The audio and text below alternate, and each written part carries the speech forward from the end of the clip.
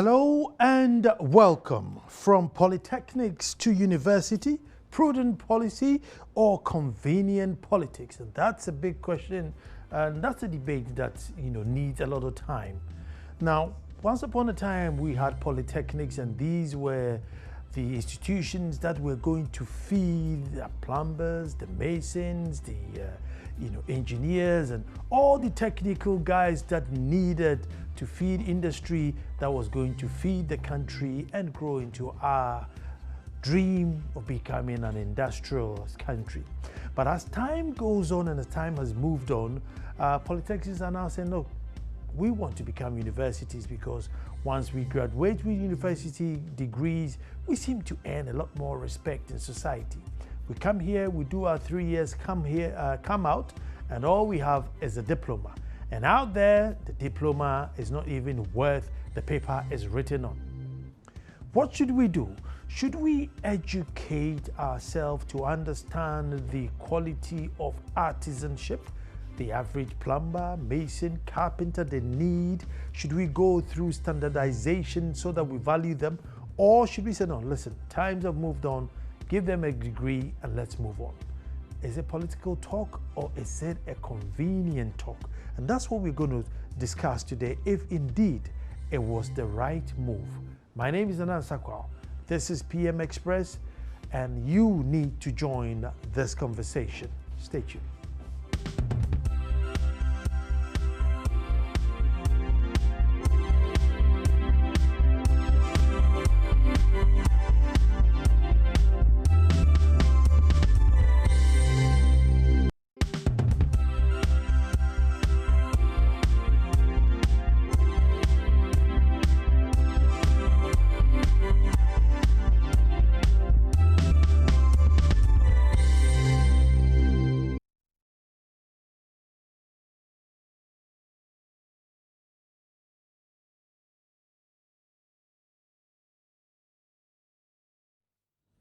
Well, thank you very much for staying. And from Polytechnics to university, prudent policy or convenient politics. Before we even start the discussion, let's just listen to this inset to set the conversation rolling.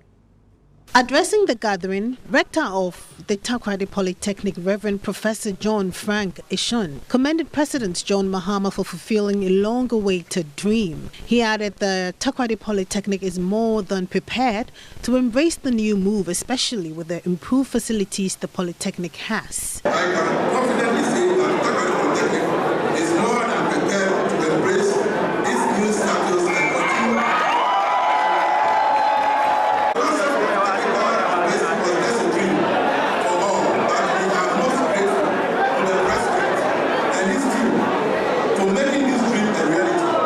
Deputy Minister for Education Samuel Okujeto-Ablakwa said more than $200 million has been pumped into technical and vocational education in the country towards improving it.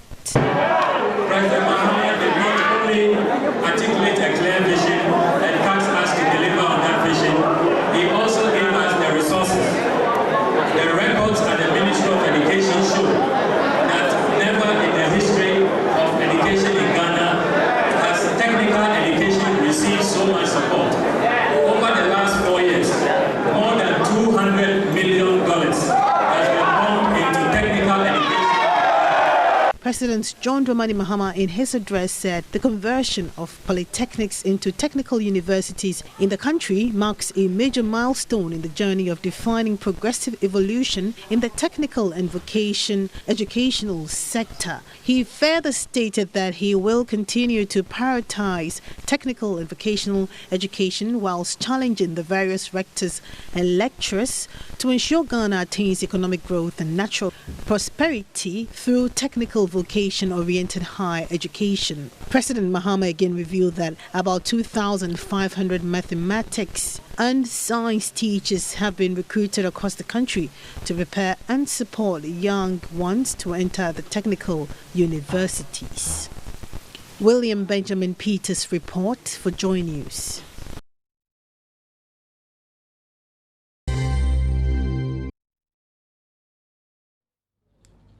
Well, thank you very much again. And with me in the studio is Patrick Stevenson, policy analyst Imani. Patrick, you're welcome. Thank you very much for having me. Patrick, this is a big question. From polytechnics to university, prudent policy or convenient politics? Now, I know both parties have been promising that, oh, we will move you from polytechnic to university. First question, should it be done? Is that the right way? So is it conveniency of the politics of the day, or is this something that, as it were, makes sense as far as the times prudent, if we can put it that way? You see, the way you look at policy constructs, they are supposed to fix certain fundamental problems. And so with a proposition like that, I mean, you mentioned from across the political divide.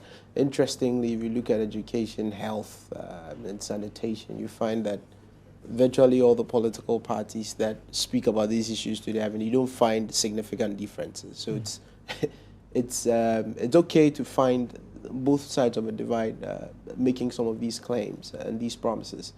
If you juxtapose the statements they are making to the existence of certain problems that we have in terms of training of the human capital that we need in this country, I don't know the extent to which conversion of our polytechnics, as it were, to tertiary, the tertiary before, but converting them to university, giving them university statuses, necessarily fixes these problems that exist. I mean, because if you look at some of the concerns that were raised prior to these initiatives that are coming up today, you had issues like the Polytechnic students not getting the same treatment when they get into the job market. You had issues concerning skill sets that they were getting. You had allocations that even came from government equally being a challenge. You had availability of resources and institutions that they had to provide the teaching and learning services in the polytechnics. I don't suppose by any stretch of my imagination that any of these problems or challenges will significantly be removed or resolved on just the change of a nomenclature and, I mean, building up a few laboratories and improving upon infrastructure, maybe changing curricula. I don't see any of that significantly changing. I say that because, I mean, you have the Massachusetts Institute of Technology, for instance. I mean, it's remained an institute. But its dominance in terms of training the required human capital that required globally, I don't think that has taken anything away from them. So that we appear to be shifting the goalpost, in my view, if we have that kind of a discussion. And funny enough, it is happening across the political divide, and I don't know why.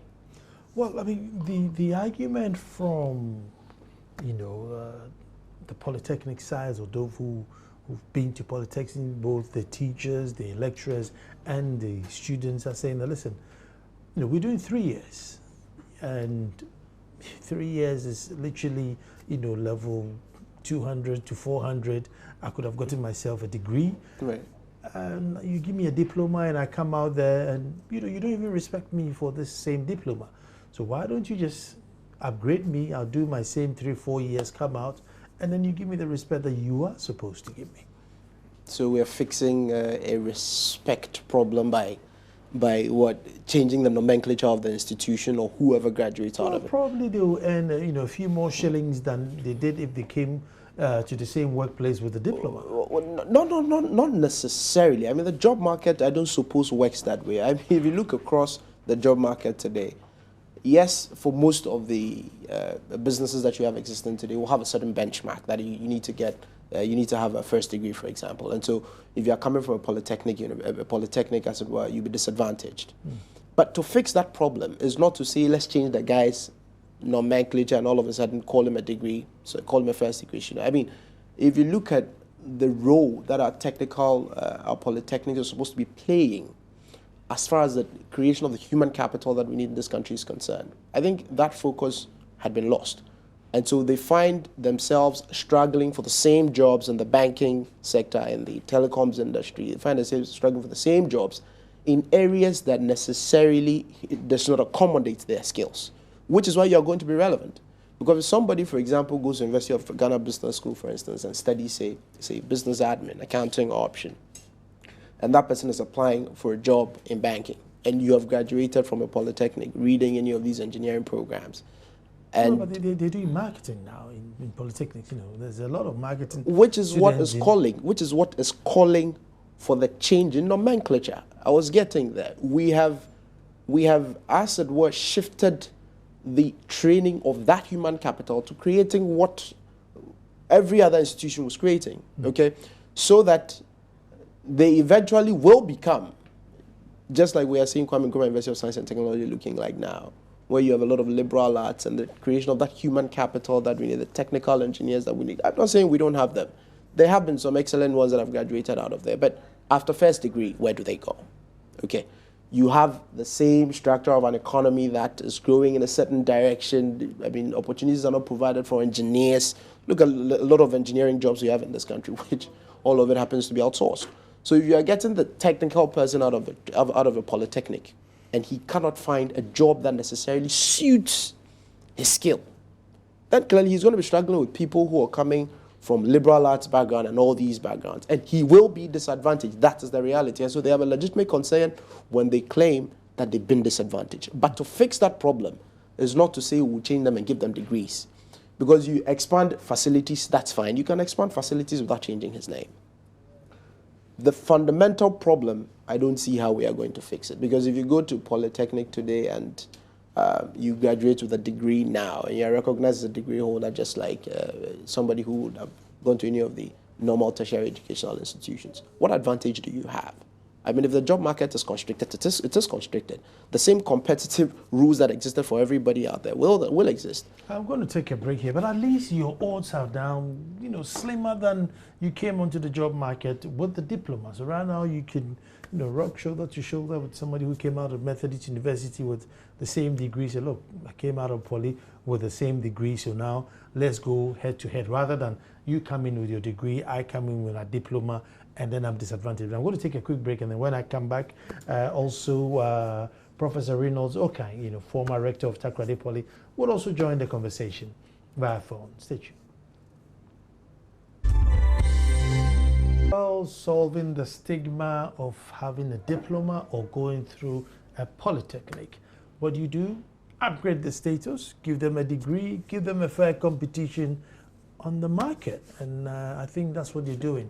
If you listen to a couple of rectors who have spoken on air, they're quite happy. They say, look, we've been asking for this university status for quite a while. Political parties across the divide have been promising that, no, don't worry. When it's our turn, you become a university. And lo and behold, it's here now. Some have started converting into universities. I don't know how long before we see the change, but we should see the change where we have more graduates on the market. But definitely we need more graduates to build the country. And hey. If you're a rector, you'd be excited. I mean, because obviously the status of your institution will change. I'm sure that will equally come with some perks as far as your profession is concerned. I mean, you'd probably be recognized differently from when it was a polytechnic where you are awarding diplomas and things like that. Maybe those perks will be the incentive. But if your ultimate objective as an administrator of any of these public institutions is the employability of these individuals that you're churning out, not just churning out on a mass scale, like we see 20,000, 30,000 students churned out in this country every year, but to provide certain technical competencies that we need in industry. Today, as we speak, a lot of these artisans that we have in this country, when we have big projects, are imported into this country. You have all Chinese and all these Southeastern Asians who have projects running in this country, bringing in their human capital to undertake these jobs. But these are jobs that, as it were, if we're able to train people to provide them, we'll be able to do that. But you have an economy that is demanding, is changing in such a way that is demanding a certain skill set. And I've not seen any of these government officials, any of these public sector institutions, any of these polytechnics say, based on facts, that this is the skill set that industry requires today. Okay?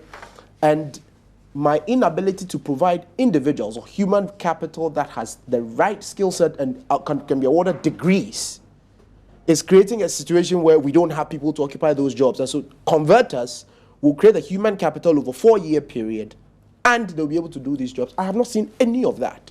Let me go to the phone and then speak to Professor Reynolds Okan, who's a former rector for Takoradi Polytechnic. Prof, you're welcome. All right. Thank you very much. Just point of correction. I was the former rector of Koforidua Polytechnic. Koforidua Polytechnic. I think you mentioned Takoradi Polytechnic. Yeah, I have here Takoradi. Yeah, former rector of Koforidua. I'll move you straight from Takoradi to Koforidua. But let me ask the question. I mean, the topic we're discussing today is from polytechnics to university. Is it prudent policy or convenient politics? Thank you very much, my brother. I see it as a very prudent policy. There are two schools of thought. One believes that the government has no business converting the polytechnics into technical university. Others also share the idea that the high time the polytechnics are converted into technical university. And I belong to the school of thought which share the idea that the polytechnics should be converted into technical university. Okay. Now let me explain from this perspective. As far back as 2009, when I applied for the position of rector of Koforidua Polytechnic, in my vision statement, I did say that my vision was to convert Koforidua Polytechnic into a technical university. And why did I say that? Now, if you look at the Ghanaian economy, we tend to look down upon, polytechnic graduates. Now, in a nutshell, the polytechnic graduates are not well motivated. But if you go to the job market, you realize that emphasis is placed on university education more than, the polytechnic education. And for that matter, the polytechnic students are not motivated. And therefore, I felt that if the polytechnic graduates or the polytechnics are converted into technical university, it's really going to, motivate the students. Besides, if you look at the job market currently, the university graduates are placed on a higher salary scale than the polytechnic graduates or the lecturer. Yeah, the lecturers at the university, they receive more salaries than the polytechnic lecturer. And it is not motivating enough. I see. So in my view, once it is converted into technical university, it will motivate the lecturers, and at the same time, it will motivate people to go in for skill-based programs. I think you understand my point. I'm following you, so yeah. For me, the government decision to convert the polytechnic into a technical university is a step in the right direction. And I took that decision as far as 2009 when I applied for the job of rector of Polytechnic. You see, if you go to some of the developed countries like Australia, the polytechnic graduates are well respected, and on the job market, some even earn higher salaries than the university graduates. But on the contrary, this is not what we are witnessing here in Ghana. And I believe that when the polytechnics are converted into technical university, rather it will motivate the polytechnic graduates, it will also motivate the polytechnic lecturer, and at the end of the day, it is the nation which is going to benefit. Look, let me tell you something. The polytechnic graduates, after completing the polytechnic, some of them go to the university and they start from level 100. Why? Because on the job market, some people tend to look down upon the polytechnic graduates. That shouldn't be the case. So one completes the polytechnic, and the person wants to go to the university to have a university degree as well. So currently, it's not motivating. So I believe strongly that once they are placed at the same level with the university, it is really going to change the existing trend so far as polytechnic education is concerned. Prof, let me ask what the purpose of polytechnics was. What's the whole idea when they were introduced? Yeah, the purpose of the Polytechnic education is to develop the middle-level manpower for the nation. That was the main reason why the Polytechnics, were established. And you know what? If you convert the Polytechnic into a technical university, it doesn't mean that they will still not mount the HND program. A technical institution is the Hong Kong Polytechnic University. They run degree programs as well as the higher national diploma. So for me, converting the Polytechnic into a technical university will rather motivate the lecturers and also motivate the students. Look, there are some people who actually attend the traditional university, but these are people who have the skills, who hitherto would have performed better if they had gone to a technical university where they can learn some kind of trade or use their hands for skill development. Right now, everybody wants to go to the university.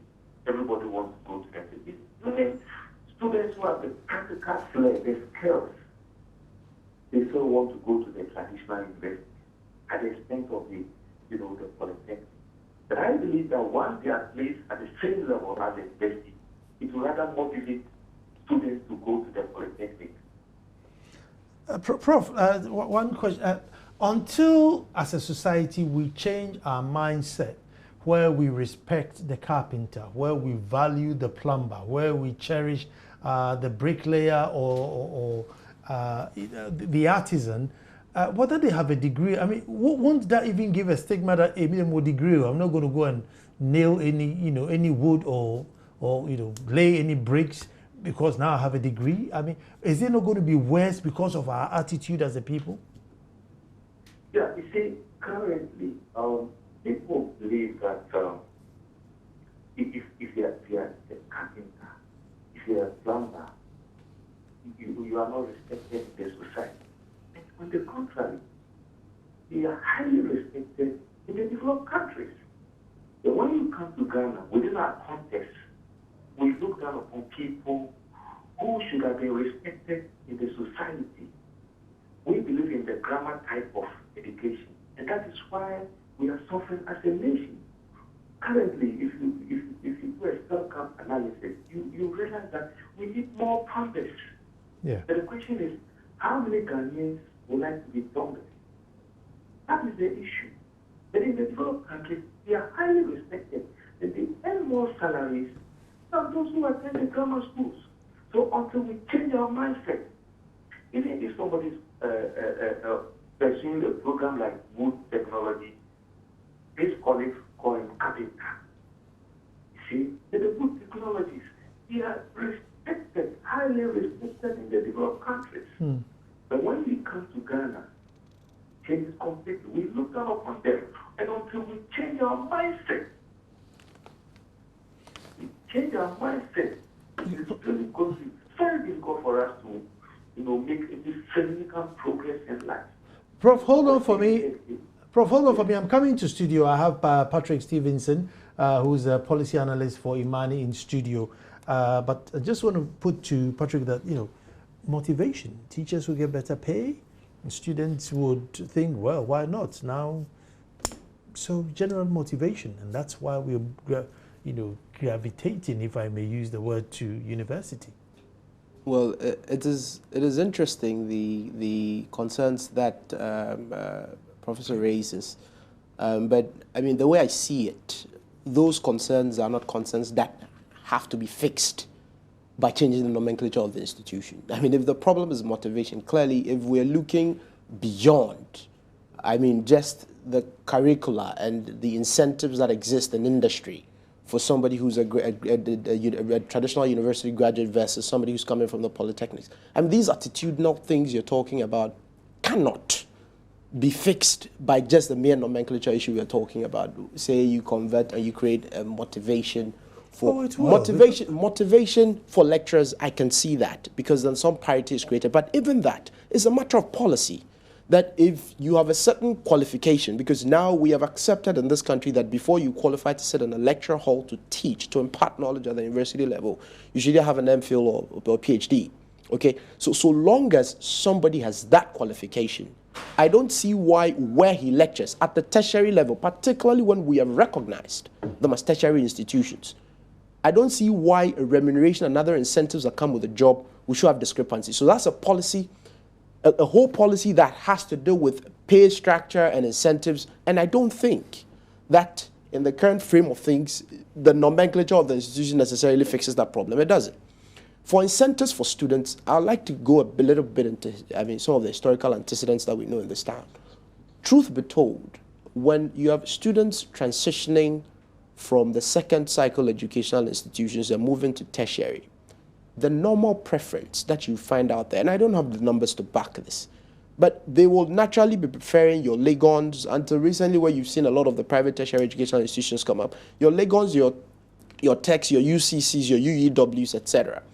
Now, when the cutoff, they don't make the cutoff admission for these institutions, then they resort to polytechnics and the colleges of education that we have today, okay?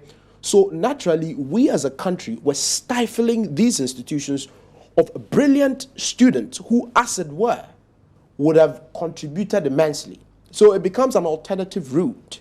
So that if you're talking motivation, the person who's coming there is picking it as an alternative because he didn't get a certain option. That is a reality. And I don't suppose that that kind of a situation is something that you can just fix by recognizing it as a university. Okay, moving away from that, the ultimate objective, in my view, even moves beyond the debate about motivation and incentives. Let me hold it there. Let me take a quick break and come back. Prof, please hold on for me just 1 second because it's getting interesting. And it's 0560-800-000. Send your messages in and join in the debate. Don't move. Education is back on the table, and why shouldn't it? It should never leave the table. Education. Yesterday we did education, and today we are on education. But we're saying polytechnics to university, prudent policy or convenient policy. With me in the studio is Patrick Stevenson, who's a policy analyst, Imani, and on the phone is Professor Reynolds Okang, who's a former rector of Koforidua Polytechnic. But you were in full steam when I... Sure, Nana. So I was making a final point that there's a certain ultimate concern that our tertiary educational institutions, be it Polytechnic, College of Education, whatever it is, there's a certain ultimate objective, which is to match up the skill set that we're bringing out vis-a-vis what job opportunities exist in the market today, okay? If you're Polytechnic, the assumption, is that you're creating a certain middle belt of middle level employees that, as it were, we didn't have historically, if you look at the way our country and economy has evolved.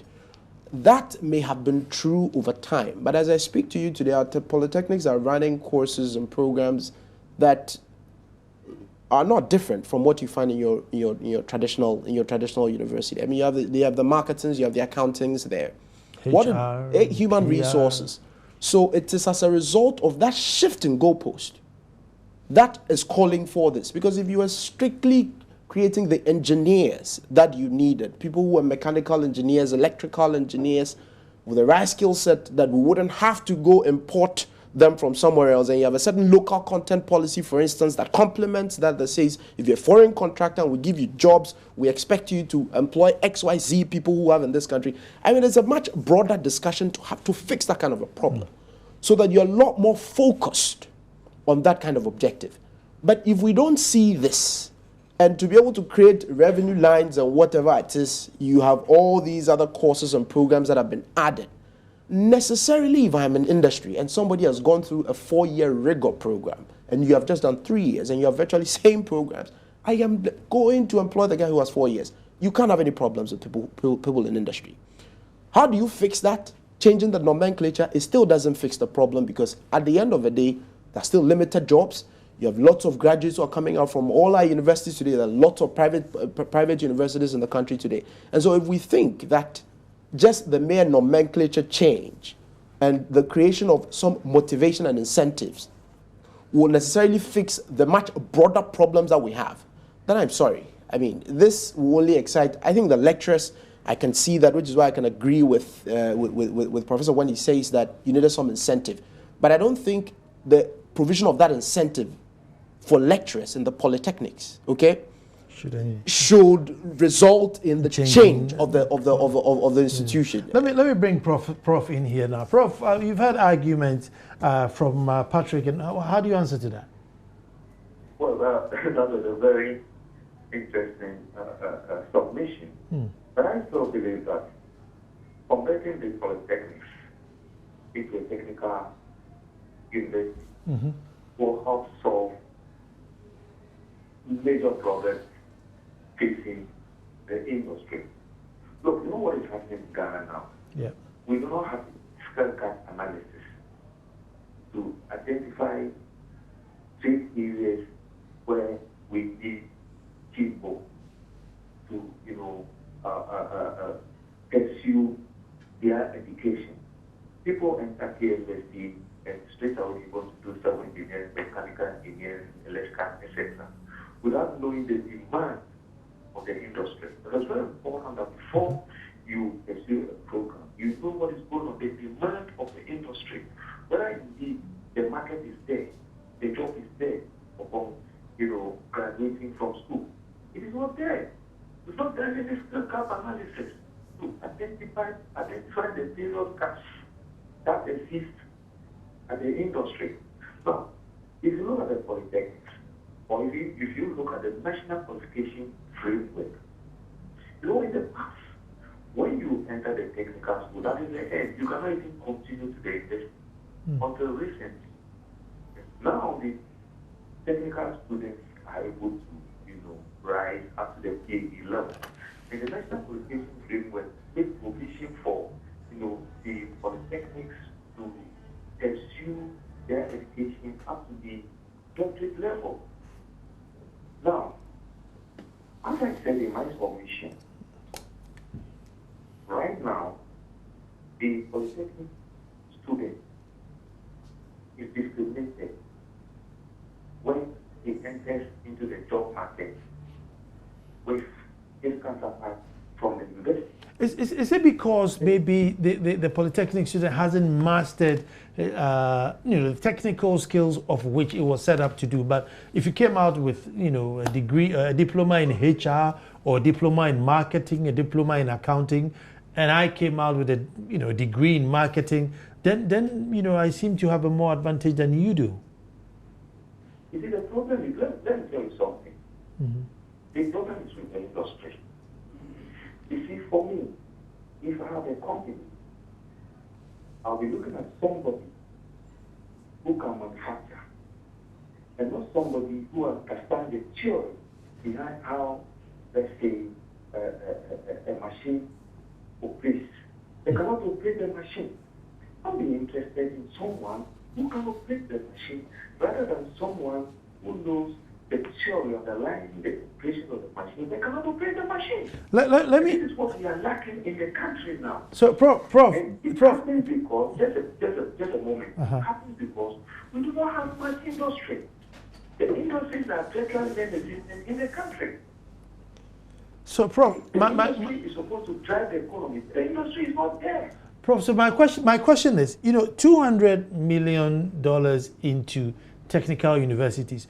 Would you rather 200 million goes into industry and then you train people to feed those industries who have bought the machines, rather than, because even if we buy the machines for you and you come out, I don't have the machines for you to come and work for me.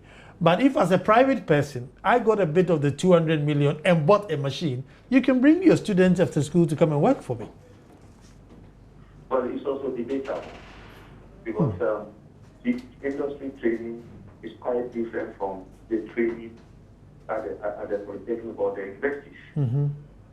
It is quite different. Of course, here in Ghana, in the developed countries, there's some kind of linkages between the industry and academia. If you go to Australia or let's say Canada, for instance, people leave the industry with academia to learn both theory and practicals. Because you have virtually the same equipment that you find in the industry, you have the same equipment in academia. But when you come to Ghana, it's rather, on the contrary. That is why when our students graduate from school, they have to go to the industry to learn further. But that shouldn't have been the case. Prof, before I it's completely different. The system of education is completely different. Prof, before I come to the studio, my just question to you is, if let's say you traveled abroad, you went to Canada, you went to Australia on a course, and one of your colleagues asks, what industry is in Ghana? What industry would you say is in Ghana? Well, because industry, virtually, to be honest with you, I would say we don't have industry. Yeah, we have few industries like Bako, Aloes, DRA, etc. But for me, we do not have enough industry to accommodate the graduates that we train. So for me, the industry is virtually non-existent. Hold on, let me. The whole economy has been turned into buying and selling, and that is very worrying.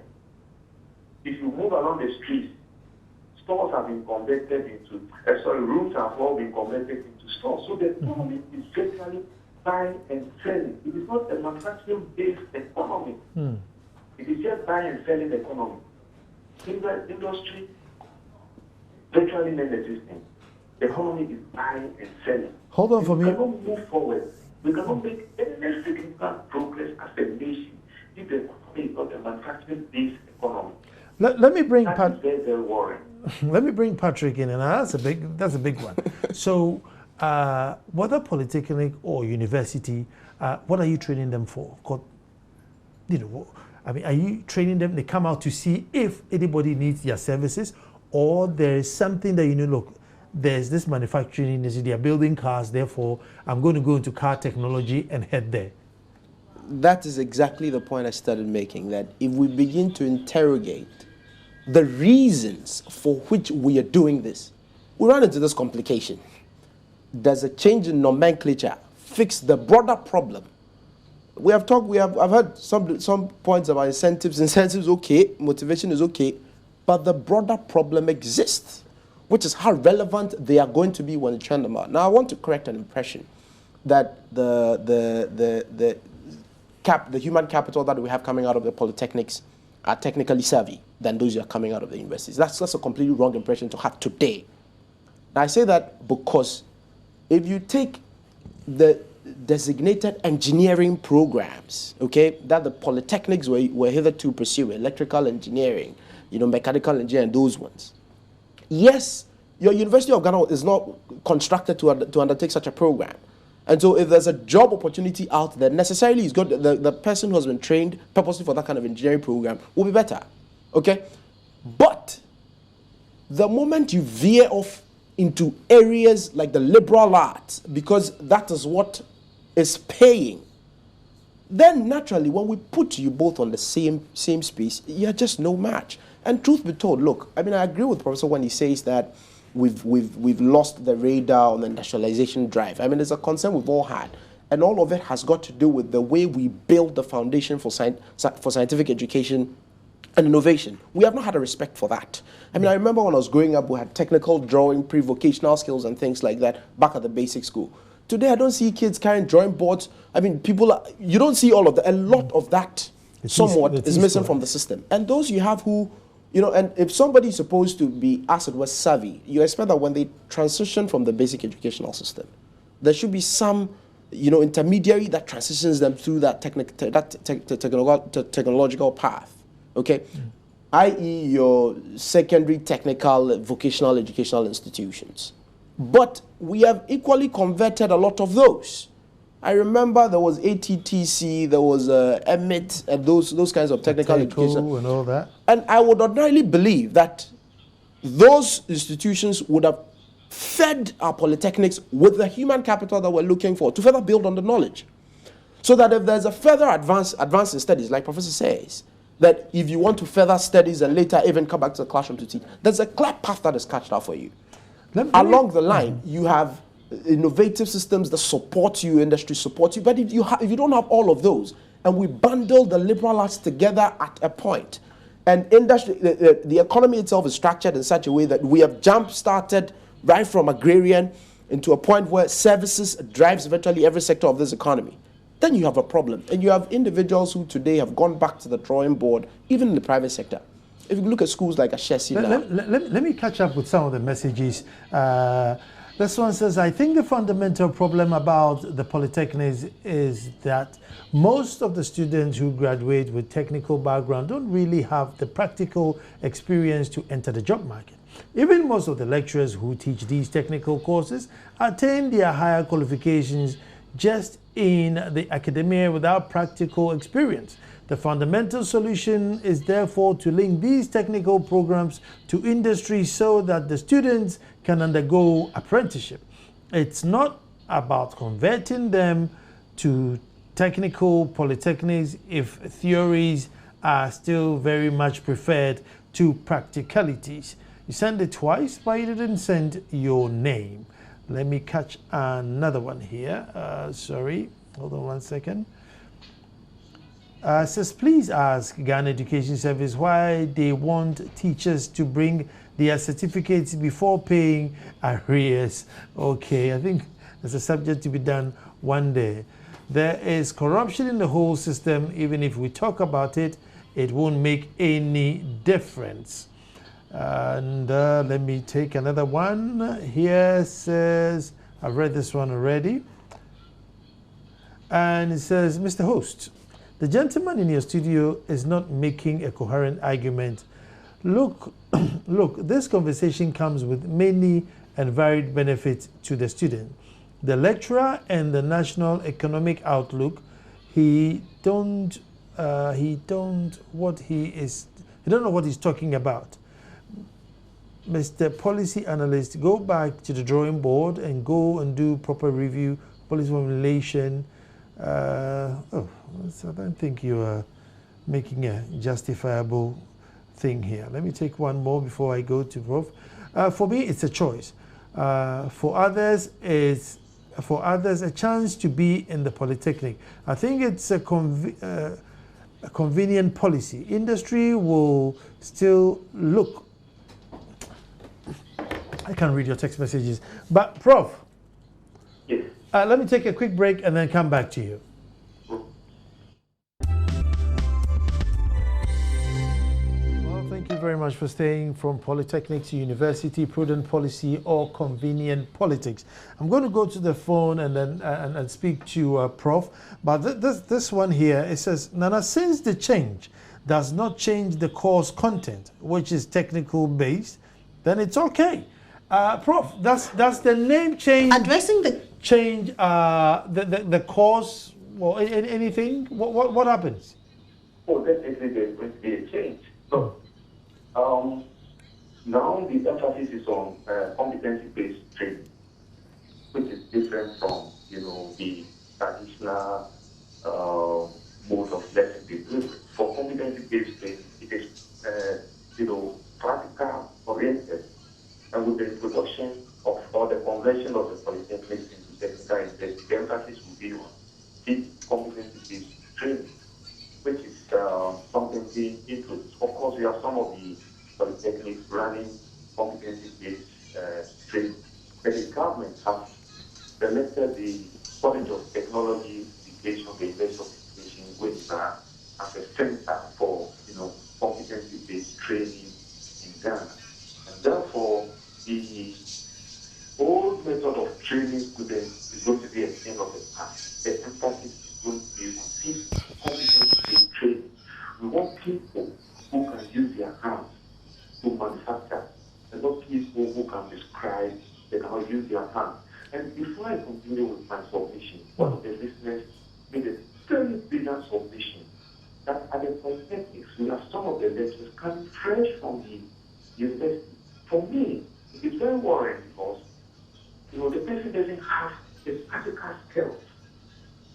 And therefore, it is, for me, highly unacceptable for such a person to be sent to the Polytechnic, which is to produce the middle-level manpower for the nation. I think this is an issue we need to take a serious look at. Saying this because if you go to Australia, every lecturer who teaches at the Polytechnic comes from the industry. If you don't have industrial experience, you have no business teaching at the Polytechnic. So the Polytechnic lecturers in Australia are people from the industry who have the requisite experience, so that while teaching, they share their experience with their students. And that is what we are lacking in the country now. And I think when the Polytechnics are converted to technical universities, these are issues we'll be looking at. Somebody from the industry without a degree, that with the requisite experience and practical knowledge, can come to the university as the technical university to teach. But I mean, Prof, one would ask that, I mean, could that not have been done when it was still a polytechnic? Should you have to upgrade before this practicality is brought into work? Well, when I was at Florida Polytechnic, I advocated that, people from industry can come and share their ideas. Take students through practical. A typical example is this man has a wealth of practical knowledge. So such a person, even though might not have a degree, will take the university students or the Polytechnic students through practicals. And this is what we are lacking. And it is being done in the developed countries.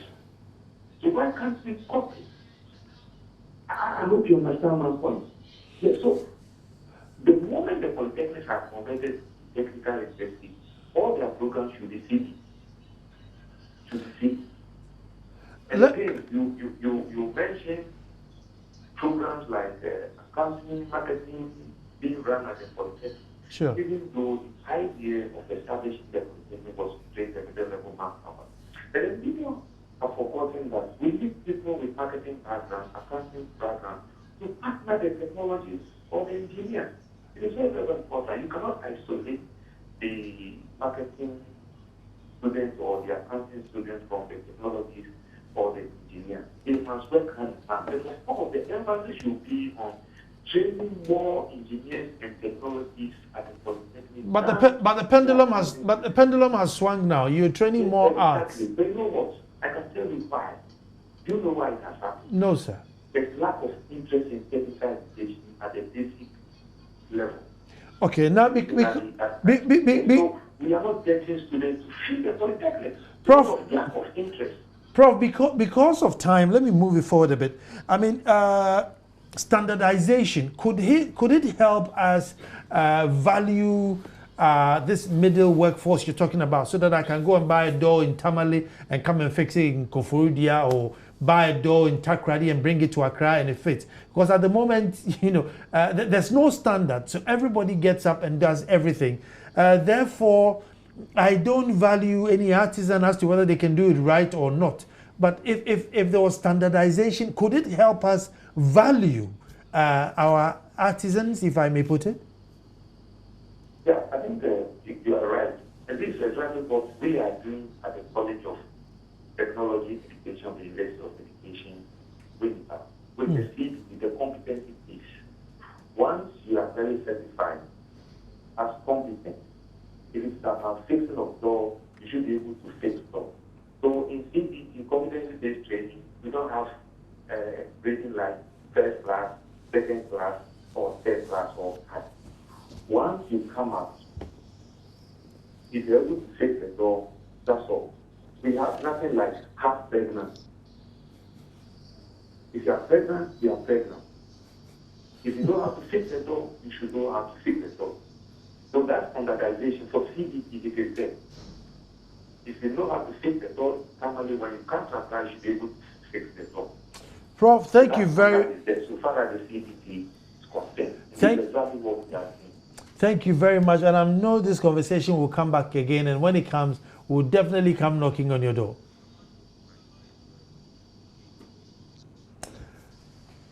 Ralph, this standardization question, i.e. I can just buy a window and I know a single window will fit. I don't even have to bring the carpenter home, or I just know that it will fit. The door will fit, this will fit, or even changing a gearbox. You know that, look, changing a gearbox is 3 hours. It doesn't matter where you are, it's 3 hours. Therefore, if you charge me 50 cedis an hour, I know that, look, it's going to cost me 150. I mean, if we bring these, enforce these things, would it help the average citizen to then appreciate what these guys do? But if everybody comes, matrai makwe, then I don't value you because, you know, yours won't fit, his won't. I don't know. Would it build that culture of valuing so that the guy also going to become a plumber knows that, listen, my worth, you know. You see, the worth of somebody's job cannot be, you cannot standardize the value that I get for my work. It is the value of the work I do that I get paid for, okay? And so if people are not recognizing Polytechnic graduates, okay, and human capital that come out of that system to give them artisanal jobs, it shouldn't be, I mean, to fix that problem, we shouldn't go pursuing standardization, because at the end of the day, if my door is broken, I have an individual choice to make. You can't say I can't go and get the guy who's equally had some apprentice training and he can fix it. By the way, I'm not talking about fixing. I'm talking about, you know, like a door frame. You know, you go to a certain house and like every door in the house could be different. But you go to, you know, all these countries that have been mentioned, the UK and everything, you can go to B&Q, buy a door and just bring it home. You don't even have to ask them. Just say, I need a single door. It's the same. You can go to Scotland and say, I need a single door. It will be the same, maybe, you know, 4x7. Wherever you go, it's 4x7. I don't know if those things help, you know, value the people who make it. But it doesn't show where the person is trained, the kind of training they have. I mean, the labor that fixed it. It doesn't, and that's my point. So we shouldn't combine the debate. That's a certain output that, I mean, we have equally called for standardization when it comes to issues concerning our electrical cables and electrical appliances in the wake of these fire outbreaks that we saw. That kind of a standardization has absolutely nothing to do with who produced the cables, okay? The kind of training they had. You put a standard, get whoever you want, but once they produce the product, it should meet standard X, Y, Z. Patrick, that's all time will allow us, but there's one big question I can answer. It says, does it mean a technical university will be the same level as KU and ST or what? I am not sure. This is from William in Bojuasi, but William, we'll get the answer for you. That's my opinion on Thursday, Joy FM between 2 and 3, and I'm saying, just give me the certificate. The substance does not matter. Just get me the certificate. The substance does not matter. And that's what we're going to treat on That's My Opinion. Joy FM Thursday between 2 and 3. Make sure you join us. And Brad, thank you very much. And I know this conversation has just begun. Sure. Thank you very much for watching. Tomorrow we'll be back to do this all over again.